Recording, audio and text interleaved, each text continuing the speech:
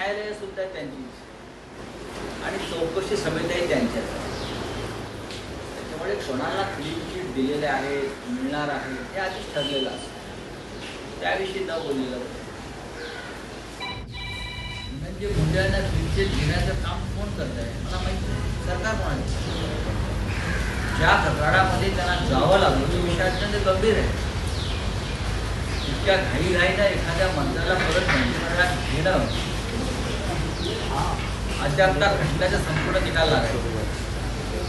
देशमुख प्रकरण लक्षात घ्या. एवढी घाई काय झालं अजित पवार. माणिकराव कोकाटांना पदावरून टाळायला तयार नाही. कृषी मंत्री त्याला काढायचं, त्याला घ्यायचं, त्याला घ्यायचं, त्याला काढायचं.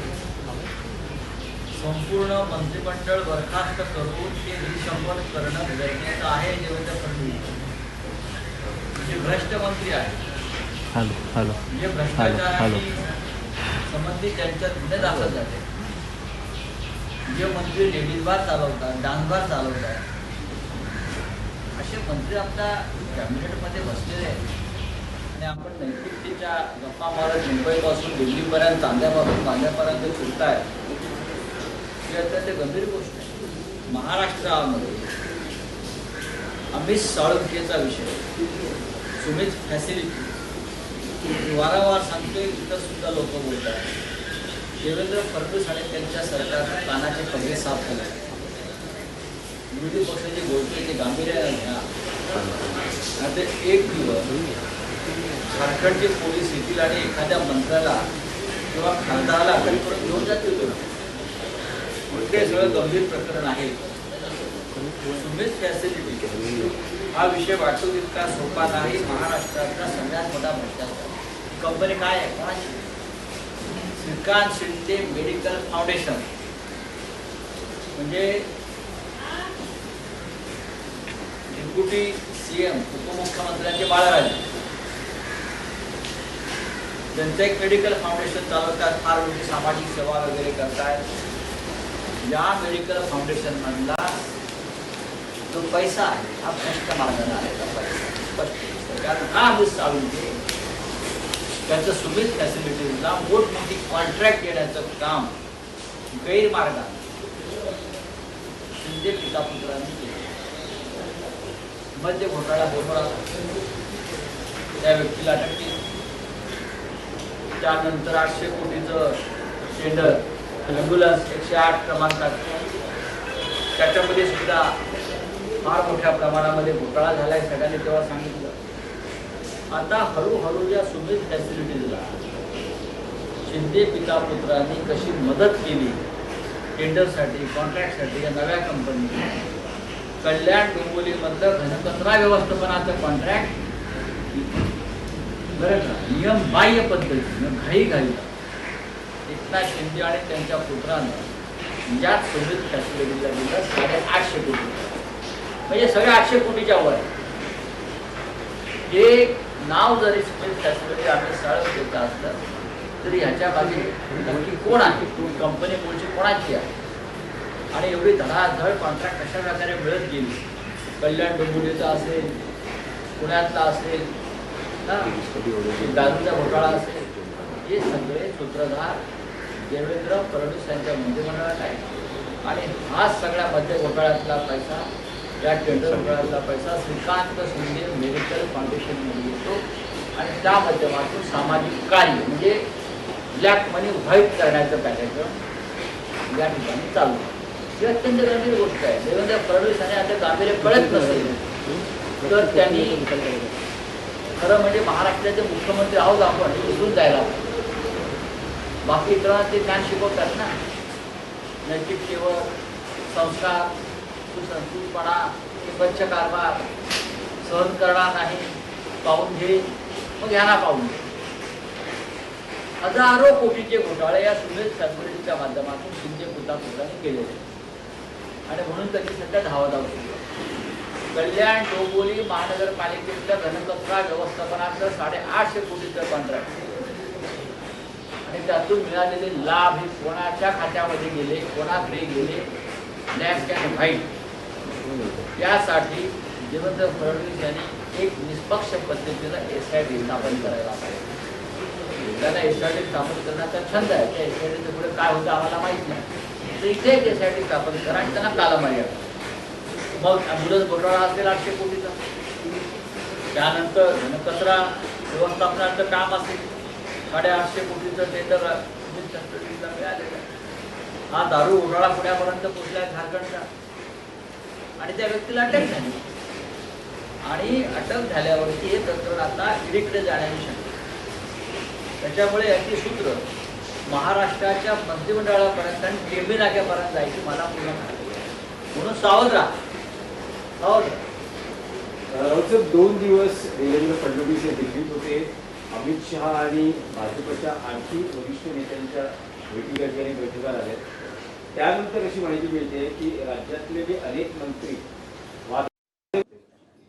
त्यापैकी माणिकराव कोकाटे, योगेश कदम, संजय शिरसाट सगळ्यांच्या राजीनाम्याची किंवा फेरबदलाची एक दाट शक्यता व्यक्त केली. तर माणिकराव कोकाटे तर एकदम हाय रडारवर आहे. देवेंद्र फडणवीस यांचं सरकार हे कॅरेक्टरलेस सरकार आहे, चारित्र्यहीन सरकार.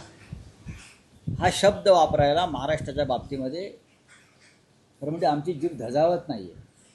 आणि ह्याला जबाबदार स्वतः देवेंद्र फडणवीस आहे. त्यांचा वाढदिवस झाला मधल्या काळामध्ये. त्यांच्या गुणांचा गौरव करणाऱ्या सविनर निघाल्या.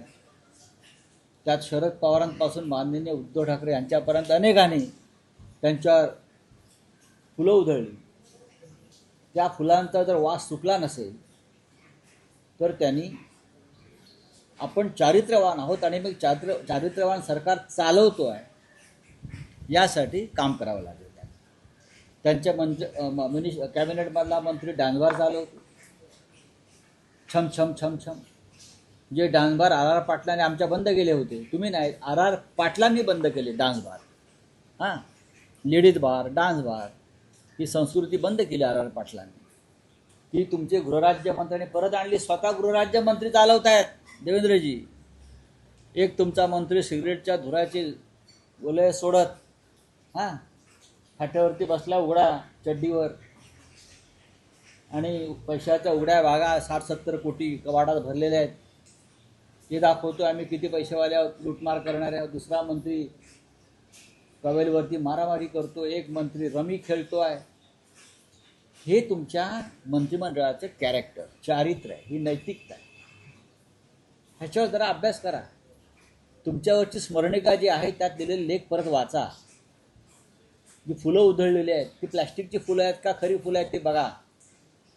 हे समजून घ्या आणि राज्य चालवा, सरकार चालवा. आणि या राज्याला एक उत्तम आदर्श सरकार जे त्या तुमच्या लेखात लिहिले अनेकांनी त्याप्रमाणे काम करण्याचा प्रयत्न करा. पण राऊतसाहेब, तुम्हाला वाटतं की त्या पद्धतीनं गेल्या 2 दिवसात घडामोडी घडलेल्या आहेत. अनेक मंत्र्यांचे राजीनामे, फेरबदल, खाते बदल वगैरे सगळं असं होईल का? फडणवीसांच्या मंत्रिमंडळातले 75% मंत्री युजलेस आहेत. ते मंत्री म्हणून काम करत नसून ते दरोडेखोर म्हणूनच काम करतायत. 75% मंत्री हे युजलेस आहेत त्यांच्या मंत्रिमंडळातले. त्यांना मंत्रिपदाचं आणि आपल्या कामाचं भान नाही आहे. लुटमार करण्यासाठीच त्यांना शपथा दिलेल्या आहे. अशा वेळेला गृहमंत्री म्हणून फडणवीस यांच्याकडे या मंत्र्यांचा काय रिपोर्ट आहे? विरोधी पक्ष जेव्हा सांगतोय तेव्हा ते दुर्लक्ष करतात, कारण त्यांची मजबुरी आहे. ते कोणाला घाबरत आहेत का? त्यांची काही सिक्रेट शिंदे आणि पवारांकडे आहेत का? काय आहे? आम्हाला कळलं पाहिजे या महाराष्ट्राला की तुमची काही सिक्रेट्स तर तुमच्या जवळच्या लोकांची काही सिक्रेट्स त्यांच्याकडे आहेत का ते पाहणं गरजेचं आहे. नाहीतर देवेंद्र फडणवीस यांच्यासारखा चारित्र्यवान माणूस हे सगळं सहन करतोय. त्याची कार्यकुशलतेवरती शरद पवार आणि माननीय उद्धव ठाकरे यांनी तारीफ पे तारीफ केलेली आहे. असा माणूस हे सगळं सहन करतो आपल्या मंत्रिमंडळामध्ये, हे मला जरा फार धक्कादायक वाटतं. राऊतसाहेब, आणखी एक मंत्रिमंडळातलं आणखी एक प्रकरण उघडकीस आलं आहे. मंत्रिमंडळात लेटर युद्ध सुरू आहे. सामाजिक विभागावा लागण्याचे संकेत आहे. याआधी होतं की राज्यमंत्र्यांनी असं म्हटलं होतं की हा. आम्हाला अधिकार नाही, हा. आम्हाला अधिकार दिले जात नाहीये आणि माधुरी मिसाळ या सामाजिक विभागाच्या बैठका किंवा आढावा घेत आहेत आणि जे लेटर मुख्यमंत्र्यांच्या बघा, मुख्यमंत्र्यांच्या सूचनेशिवाय माधुरी मिसाळ अशा प्रकारच्या बैठका घेणार नाही. मला माधुरी मिसाळ माहीत आहे, पुण्यातलं अनेक वर्ष त्या भारतीय जनता पक्षाच्या कार्यकर्त्या किंवा आमदार आहेत, नगरसेविका पण होत्या. मला वाटतं मुख्यमंत्र्यांच्या सूचनेशिवाय त्या सामाजिक न्याय विभागाच्या बैठका घेतील असं मला वाटत नाही. याचा अर्थ संजय शिरसाट यांना गाशा गुंडाळावा लागण्याची चिन्ह आहे. एक मराठी प्रश्न आहे की मध्यंतरी मराठीचा हिंदी आणि मराठी वादाचा मुद्दा गाजला होता. त्या पार्श्वभूमीवर आता असं दिसतं आहे की मनसेचे नेते म्हणजे स्वतः चित्रपट निर्माते आहेत अमेय खोपकर यांच्या सिनेमाचा जे काही रिलीज आहे किंवा एका आठवड्यात त्यांचे सिनेमा मल्टिप्लेक्स म्हणून उतरवलेले आहेत, त्या जागी सय्यारा या चित्रपटाला चित्रपटगृह मालकांनी प्राधान्य दिले. त्याच्यावरती मी काल माझं मत व्यक्त केलं आहे. मराठी सिनेमाला जे शो आहेत, जो नियम आहे त्याचं पालन होत नाही आणि हिंदी सिनेमा हा मराठी सिनेमाच्या बोकांडी बसतो. मराठी निर्मातेसुद्धा गुंतवणूक करतात, मराठी कलाकारसुद्धा त्या चित्रपटासाठी प्रचंड मेहनत करतात. तंत्रज्ञ असतील, बॅकस्टेज आर्टिस्ट असतील, दिग्दर्शक असतील, छायाचित्र करणारे लोक असतील, कलाकार, या सगळ्यांची मेहनत तुम्हाला अशा तऱ्हेने खाली उतरवता येणार नाही. सरकार जर मराठीच्या बाबतीत खरोखर प्रेमी असेल तर त्यांनी अशा प्रकारची कृत्य होऊ देऊ नये. हा विषय फक्त एका चित्रपटाचा नाही आहे, हा विषय संपूर्ण मराठी चित्रपटसृष्टीचा आहे. ज्या दादासाहेब फाळके या मराठी माणसानं सिनेसृष्टी या देशामध्ये उभी केली, त्यांच्या महाराष्ट्रात मराठी सिनेमाची दादागिरी चालत नाही तर हिंदी सिनेमाची दादागिरी चालते. ही गंभीर गोष्ट आहे. सर, हिंदी में जानना चाहेंगे सर, झारखंड में जो अमित सालुंके को अरेस्ट किया गया है, किसको? सालुंके जो अरेस्ट किया गया है वो सीधा शिकायत फाउंडेशन से अटैच है, क्या पूरा मामला है सर? ये पूरा देखिए, अमित सालुंके जो नाम है वो आपने अभी सुना है, हम 4 साल से सुन रहे हैं. ये अचानक से उसका उदय हो गया. श्रीकांत शिंदे जो डिप्टी सीएम के बेटे हैं, उस वक्त सीएम के बेटे थे, उनका एक श्रीकांत शिंदे मेडिकल फाउंडेशन है. उस मेडिकल फाउंडेशन का पूरा बैकबोन, पूरा पैसा, पूरी ताकत ये अमित सालुंके की. उनके पैसे से फाउंडेशन का काम चलता था. और पैसा कहाँ से आता है? तो पहले मुख्यमंत्री शिंदे सभी टेंडर, चाहे पुणे हो, चाहे मुंबई हो, चाहे कल्याण डोंबिवली हो, चाहे ठाणे हो, बड़े बड़े टेंडर, हाँ, वेस्ट मैनेजमेंट का हो, एम्बुलेंस का हो, सभी टेंडर्स उसको गैर कानूनी तरीके से हज़ारों करोड़ के टेंडर्स ये शिंदे बाप बेटे ने दिए हैं. अब तो उनका लिकर घोटाला आया झारखंड से, तो ये पैसा है, वो पैसा कहाँ गया इतने सालों में, किसके खाते में गया, ब्लैक एंड वाइट, उसकी जांच होनी चाहिए. कल्याण डोंबिवली महानगर पालिका में बड़े बड़े टेंडर्स, हाँ, गैर कानूनी तरीके से इस व्यक्ति को दिए गए, अमित सालुंके को, और उसके पीछे सिर्फ एकनाथ शिंदे और उनका बेटा है. तो उनकी जांच होनी चाहिए. अगर सरकार अपोजिशन के लोगों की जांच करती है तो मुख्यमंत्री हो या डिप्टी सीएम हो, उनकी भी जांच ऐसे घोटाले में होने की ज़रूरत है. झारखंड का लिकर घोटाले में ये व्यक्ति को अरेस्ट किया है, उससे भी बड़े बड़े अब अपराध सामने आने वाले हैं और इस अपराध को प्रोटेक्शन देने वाले महाराष्ट्र के कैबिनेट में बैठे हैं. सर, रोहित पवार कह रहे हैं कि फोन टैपिंग का जो मामला है वो सामने आ रहा है. किस तरीके से देखते हो? महाराष्ट्र में फोन टैपिंग का फडणवीस भी दिल्ली में बैठे शफल करने के लिए बात ऐसी है कि फ़ोन टैपिंग का मामला महाराष्ट्र में नया नहीं है. ये जो सरकार बनी है ये फ़ोन टैपिंग से ही बनी है ना. जब हमारी सरकार थी तो हमने उस बारे में एसआईटी की स्थापना की थी. अगर सच जानना था तो ये एसआईटी की बर्खास्त करने की ज़रूरत नहीं थी देवेंद्र जी को. क्लीन चिट कोणाला द्यायची हे आधीच ठरलेलं असतं असं राऊत म्हणतायत. धनंजय मुंडेंना पुन्हा सरकारमध्ये घेण्याची, मंत्रिमंडळात घेण्याची इतकी घाई का, हा सवालही संजय राऊत यांनी उपस्थित केलेला आहे. तर साळुंखेंच्या सुमित फॅसिलिटीला शिंदे पितापुत्राची मदत आहे असा आरोप या ठिकाणी खासदार संजय राऊत यांनी केलेला आहे. लोकशाही मराठी ऐका, पहा, जागरूक रहा.